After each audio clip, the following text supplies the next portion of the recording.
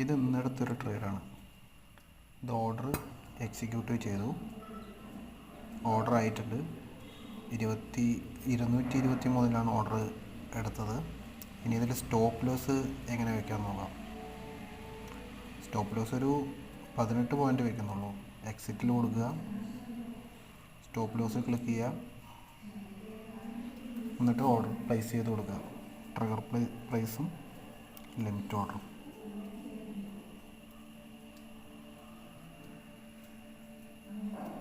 Stop loss ഓർഡറായി. ഇനി target എത്തുമ്പോൾ മോഡിഫിക്കേഷൻ ചെയ്തിട്ട് ലിമിറ്റിലോ മാർക്കറ്റ് ഓർഡറിലോ ചെയ്ത് കൊടുത്താൽ അപ്പോൾ ഉള്ള പ്രൈസിൽ പ്രോഫിറ്റ് ബുക്ക്ഡ് ആവും.